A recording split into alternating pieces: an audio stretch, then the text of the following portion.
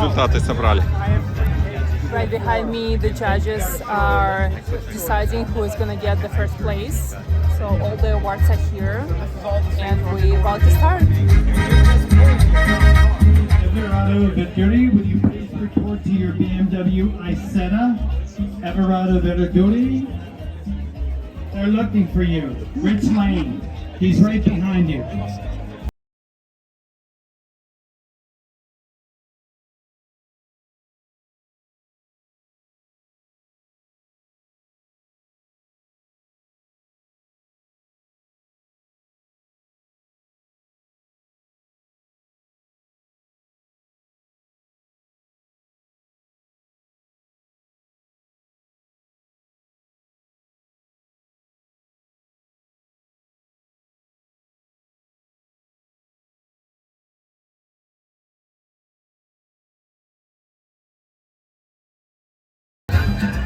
Good luck out there. Hopefully I'll see you on the stage and we'll give you one of these awards. To parade, and you'll get to see and experience and hear the cars as they are meant to be. Our first class in the lights category would be this particular car, which is a 1904 Cadillac Model B. Believe it or not, folks, this is the beginning of Cadillac in 1904. So it's very unusual and interesting to see this car. This is a one-cylinder car. Despite the fact that you see a hood on the car, that is not where the engine is. The engine is under the seat where the driver and the passenger are. This is referred to as a rear entrance tonneau, which means the back section of the car actually bolts on to make it a more than two-passenger car. And they enter through the rear of the back of the car, ergo a rear entrance tonneau. This tire appearance and color, real rubber, is actually white. This car wins in the lights category, which is unusual because a light was not a standard item on a car in 1904. You had to pay extra for lights. They were not included, and they operate via acetylene rather than electric. There was no electric until 1912, interestingly enough, on a Cadillac, which was the first car to have electric start in 1912. These were operated by a canister of acetylene, which had to be lit in order to have the lights had to be lit with a wick. It was not the most safest thing on the planet. However, it's so cool. I love this car. I mean, it's got to be one of my favorite cars on the field today, and we are thrilled to have this. I mean, think about this. People drove around in these cars in 1904. It was a great luxury to have an automobile at the time, but it proved Cadillac on a very quick path to becoming the luxury leader amongst all American automobiles. Fabulous car, and congratulations. Our award goes to J.R. Fry. I'm sorry, I forgot to announce your name. Thank you so much, and congratulations. I also failed, I'm sorry, to announce the third place car was Pedro Pena with a 1969 Chevy Camaro pace car. And second went to a 1937 Studebaker President 3-window coupe of Mark Hurwitz. Congratulations to them.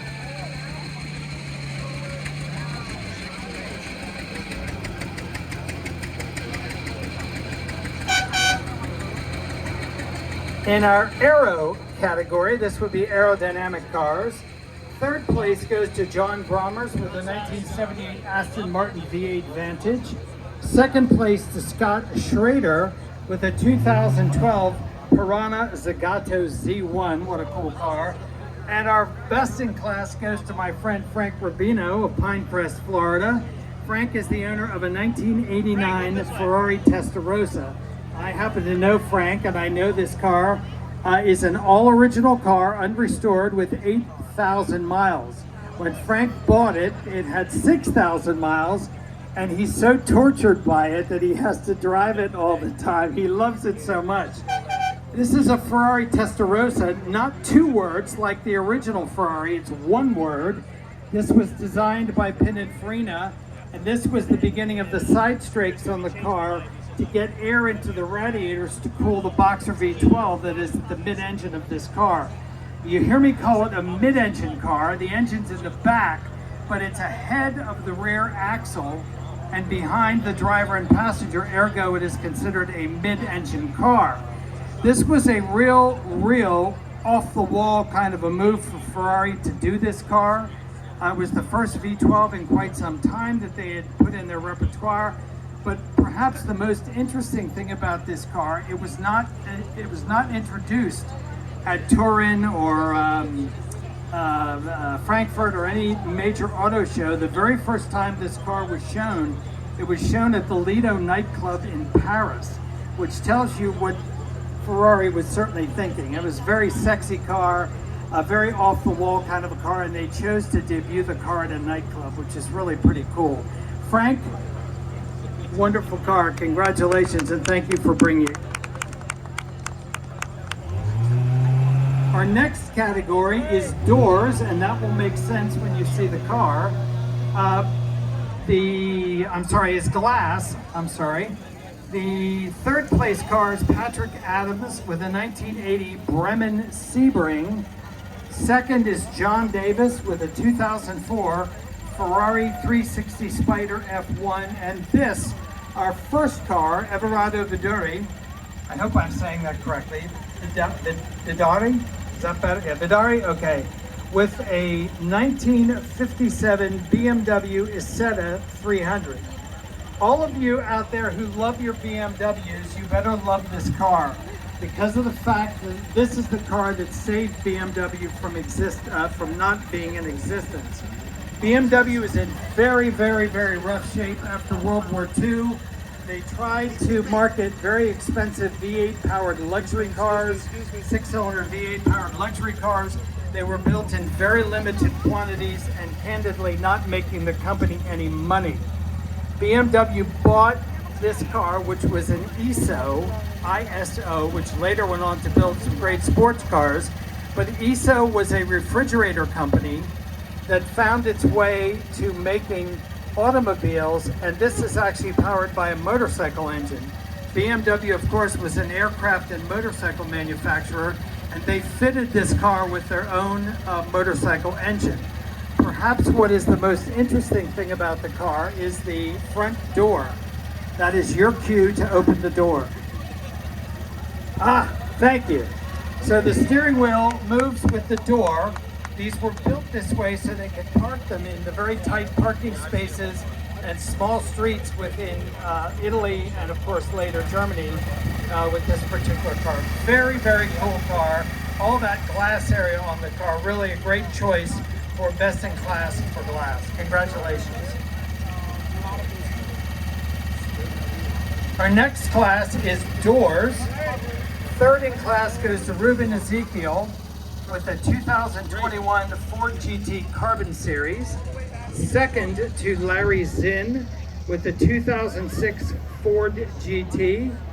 And our best in class, and it's a wow car at that, is Andrew Heller in first place with a 1921 Kissel 645 Goldbug Speedster. Take a real close look at this car. It's a fabulous automobile. Kissel was two German brothers in Wisconsin who were German immigrants, came here and they built a pretty boring and pretty pedestrian, pretty nondescript automobile. And somebody, one of the brothers, and I don't recall who it was, got the wise idea to build a sporty automobile. And this is the car that they built. The color is how it got its name, the Goldbug. 645 refers to the horsepower of the engine, 45 horsepower. This was not a particularly fast car, however, did it ever look good? And they were sold to many celebrities. Fatty Arbuckle, Amelia Earhart had one. I'm trying to think of some other names.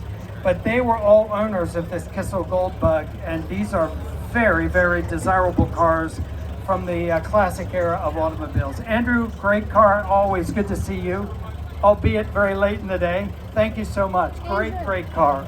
Andrew.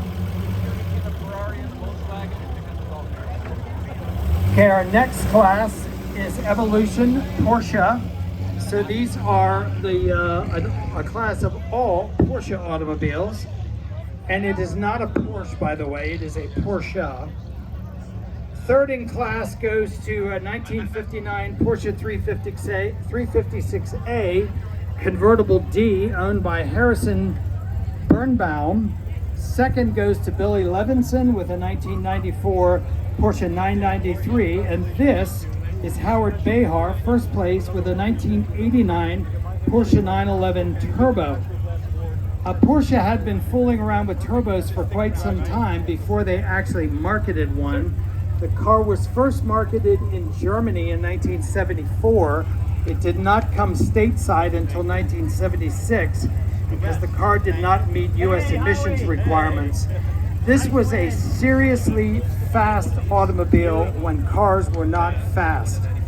We were talking about a 0 to 60 time here, probably under 5 seconds at the time, which today seems ha-ha, but in 1989 was a big deal. A lot of power went to the back end of this car because this is a rear engine car, which means the engine is hung out over the axle on the car, the rear axle. This is the car that they widened the body to accommodate the bigger tires on the car. They put on the whale tail spoiler, which was an interest of getting as much cooling air into the engine at the time because the turbo needed so much cooling because of the heat. These are highly, highly desirable cars amongst collectors today. And this appears to be, is this an unrestored car? Yeah, this is an all original example, never restored. Love the stripes on the car, by the way. That's just how they were when they were new. Very, very cool car. Thank you so much for bringing it. Congratulations. Great car. Evolution Lamborghini is our next class. So these are the Lamborghinis. Third in class goes to Cody Heron. Maybe it's time to put my glasses on. Cody Heron with a 2024 Lamborghini Revuelto. Second goes to Alex Fernandez with a 2003 Lamborghini Murcielago. And first in class goes to Randall Smalley with a 1965 Lamborghini 350 GT. Now, you guys in Miami are all used to seeing origami Lamborghinis, the ones that look like pieces of paper shaped into origamis. This is the first production Lamborghini. Ferruccio Lamborghini thought he could build a better mousetrap, so he went to Enzo Ferrari and said, I have some ideas of how you can improve your car, and in the process pissed off Enzo Ferrari. So what ended up happening was he built his own car. Lamborghini also was a refrigerator and a tractor manufacturer. So when he came out with this car, it had this gorgeous body by Touring. It's called Superleggera, which is a series of lightweight tubes on which the body panels are hung. That's what came out. Beautiful V12, high performance front engine V12 car. Just a handsome, handsome automobile that we rarely get to see. There were probably, 600 made, something like.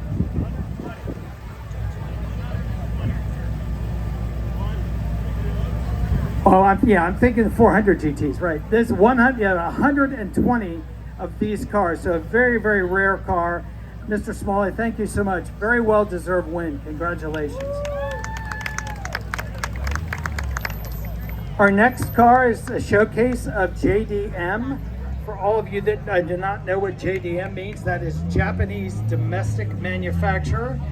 These are hot items here amongst collectors in the United States. JDM cars are right-hand drive, as you can see here. So this was a car that was not imported into the United States. We'll come back to that in a moment. Our third in class goes to Anthony Fernandez with a 1995 Honda NSX Type R. Second, Monica and Ernie Frank with a 1991 Nissan Figaro. And best in class to this car, Stephen Hargitay, am I saying that? Okay. First in class with a 1989 Nissan Skyline GTR V-Spec. As I said, the Skyline was and the GTR was not sent here to the United States. It's known as the Bluebird, actually, in Japan. They were not sent here because they were very high priced relative to the Nissan market, or the market that Nissan was trying to reach. However, due to enthusiast demand, they were eventually imported here to the US, and now we have that car has come to the US. This is a Japanese domestic market version of the car. These are seriously fast automobiles, turbocharged and intercooled in most instances. And you've done some very nice modifications to the car, which I see are Nismo, which are Nissan factory modifications. Very, very cool car. Very well-deserved win. Congratulations.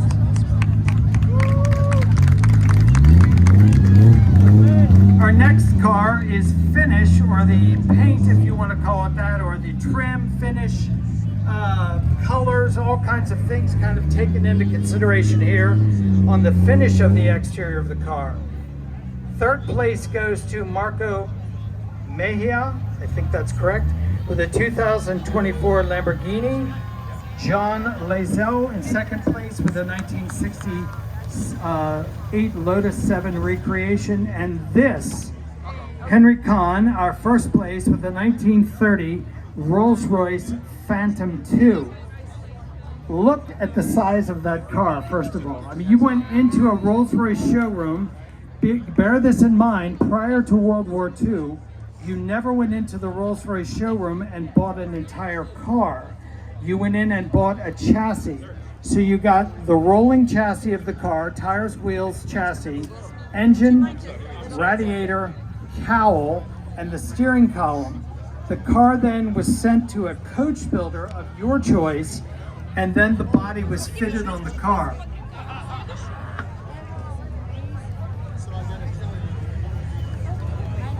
Who's your coach builder? This is okay. This was done. This coach builder on this car was Barker of London, which was one of Rolls-Royce's favorite coach builders. So the car was actually sent there, and it looks like a torpedo Phaeton is the body style that's on this particular car. And you may be looking at that saying, yeah, those colors on the trim and the stainless hood, the polished hood, that is how the cars were ordered. Many of these were ordered by royalty, Maharajas, Maharinis, things such as that, and have incredible history. The Phantom was available in 3 versions following the Silver Ghost. This was Rolls-Royce's second big production car. The Phantoms, a Phantom 1, a Phantom 2 like this, and a Phantom 3, which was a V12 car. This is a big inline 6-cylinder engine in here. Just a fabulous example, and I love the colors and the trim. Very fitting that it won in finish.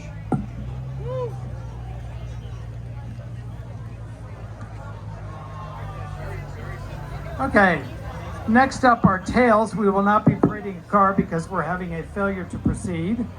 Third place goes to Fabian Zavalas with a 1980 Maserati Merak SS, one of my other favorite cars on the field today. Second place to Frank Suarez with a 2018 Porsche 911 GTS, and best in class to Marshall Greenberg with a 1958 Lincoln Continental Mark III convertible. This, however, is wheels. Third in class went to Omara Emersley with a 1973 Chevy Caprice. Second to Christopher Apone with a 2008 Mercedes-Benz CLK 63 AMG Black Series. And this, a car we rarely get to see, Ernie and Monica, I just have Fra, I think it's shortened here somehow, with a 1931 Chevrolet Independence. This is a very interesting car because you typically see Model A's of this era, which are the Fords. You rarely see the Chevys of the era. Chevrolet was still using a wood frame in part on the car. Of course, the Fords were metal frames. These were not. Ford would soon have a V8. Chevrolet had a Stoke Bolt 6 and of course a 4-cylinder prior to that. This is the time when closed cars were just starting to become popular in America. cars were open. They were horseless carriages, or they were vestiges of the carriage era. This is a car that's completely closed, a 2-passenger, really in a stretch 3-passenger car, but 2-passenger car. And of course you had the obligatory rumble seat, which was where a trunk normally would have been, or salesmen may have perhaps kept their samples there. You didn't really travel cross country by car. It was just shopping or something such as that, or one town to the next. So you had an auxiliary or a rumble seat in the back to house an additional 2 passengers. That is, we should make the owners get out and get in the rumble seat just to show you. No, I'm just kidding. Just to show you how tough it is. It was not the best seat in the house, but very cool nonetheless. Congratulations, beautiful car. And this is our winner in the wheels category, of course, for the wire wheels that you see. Winner in the sound category. This is the best sounding car. Third in class goes to Antonio Zamora with a 1968 Ford Mustang. Second to Reno Cardozo with a 2025 Lamborghini. And this, our best in class car, Luis Vega, with the 2003 Mitsubishi Lancer Evolution, or Evo. This is an Evo 8, am I correct? Yes. These cars are sleepers. If you don't know anything about them, they look very, how would I say, just very kind of, not mundane, that's not a good choice of words, but very typical of a street car that you would see. Under the hood, however, the engine is turbocharged, intercooled, valve control, you name it, it's got every little add-on done. Mitsubishi brought these to the United States, so here is the case of a very high-level Japanese car, well beyond the price of what a typical Mitsubishi would cost. They were built for rallying, and they won everything, much like the Audi we'll see coming up a little bit later. These are seriously fast automobiles. They stick to the road like glue, and they have this wonderful, wonderful sound from the engine. And if you would do us the courtesy of giving us a little revving of the motor, we would appreciate that.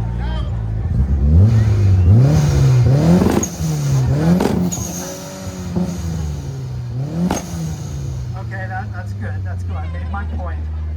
Now I'm curious. I have one question. What was the rev limiter hitting? Oh, okay. So it wasn't really, okay, got it. I was thinking it might have gone a little higher. Well, you could hear the supercharger whine as he was doing that. Very, very cool. Congratulations on your award. Nice car. Our next car is the dashboard category.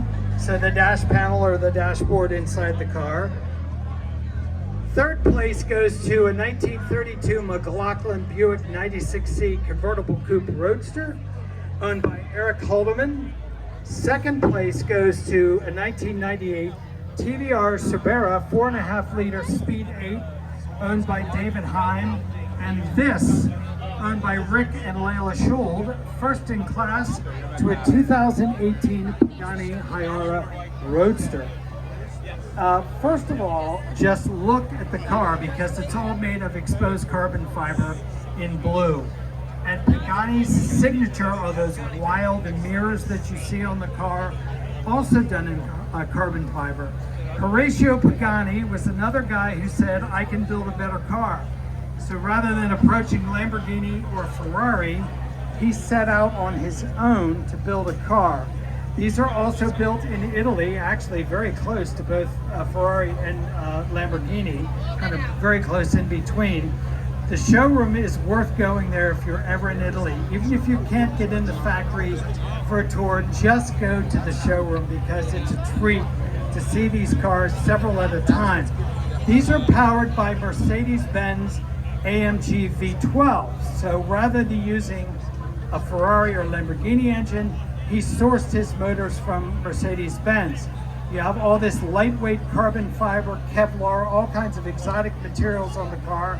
And if you get to look when the car drives by, make sure you get to look at the dash. It's kind of outer space meets watches and I mean, it's like an amalgamation of all kinds of very cool things, but a beautiful automobile. They're expertly crafted and beautifully made. And I love the blue carbon fiber. Congratulations, very nice car. First in class.